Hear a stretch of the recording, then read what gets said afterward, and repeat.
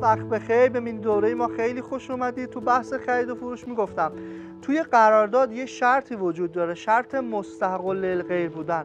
یعنی چی؟ یعنی میگه اگه فروشنده ملکی رو، مالی رو به شما فروخت و مالک نبود، چه تصمیم در خصوصش بگیریم؟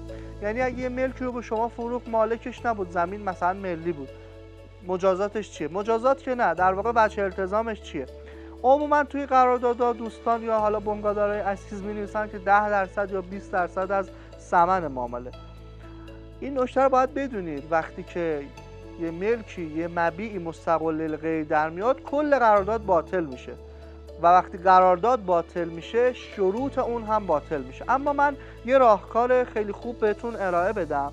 شما اینو بنویسید، زمانی که میخواد شرط مستقل للغیر رو بنویسید بزنید اگر مبیع مستقل للغیر در اومد، در واقع فروشنده مکلف است 2 برابر قیمت روز ملک، حتما بزنید 2 برابر قیمت روز ملک رو مکلفه به عنوان خسارت به خریدار پرداخت کنه.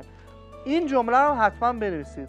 ضمناً این شرط مستقل از قرارداد است و در زمانی که و حتی چنانچه قرارداد باطل هم شود این شرط پابرجاست. یه همچین شرطی رو بذارید که اگه مبیع مستقل للغیر در اومد بتونید 2 برابر قیمت روز ملک رو از طرف مقابلتون بگیرید.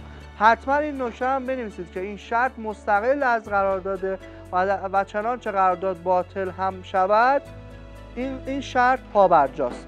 یه نکته بعد، عموما توی قراردادها ضامن میگیرن. یعنی مثلا اگه طرف مقابل میاد با شما قرارداد بنویسه، پیشنهاد من به شما اینه بیاید همسر یا پدر مادرش رو، حالا اگه همراهش هستن، به عنوان ضامن تضامنی بگیرید. تو همین بحث شرط مستقل للغیر در اومدن بیاید مثلا اگه طرف با همسرش اومده، شما داری با خودش داری معامله میکنی، بگید اوکی همسرتون هم به عنوان ضامن تضامنی این کشف الفساد قرار بگیره. یعنی چی؟ اگه مبیع مستقل للغیر در اومد، اون خانوم هم یا همسر شما هم به عنوان ضامن تضامنی پرداخت این خسارت باید اینجا رو امضا کنه و اونو و اون خانوم و شخص ثالث رو به عنوان شخصی که خارج از قرارداد هست به عنوان ضامن تضامنی بهش مسئولیت بدید و ازش امضا بگیرید.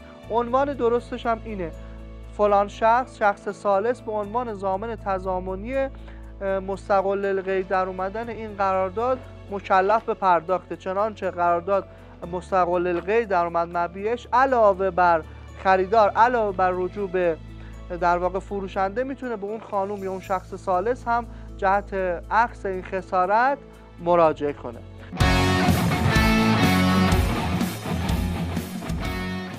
نکته بعد این که توی همین بحث مستقل للغیر در اومدن، شما به عنوان خریدار برو یه استلام کن، ببین اون پلاک یا اون زمینی که میخوای بخری مالکش همین شخص باشه، خودت به دردسر نخوری. و اینکه بدون اگر که شما با علم و اطلاع بیای ملک غیر رو بخری، نمیتونید یه قیمت روز ملک رو مطالبه کنی. و بحث این که یه نکته‌ای که داره این که قیمت روز رو بخوای مطالبه کنی اینه که باید شما جاهل به این موضوع باشی که داره طرف مقابل ملک غیر رو به شما میفروشه. پس حتما استعلامات مورد نیاز رو انجام بدید که به مشکل بر نخورید.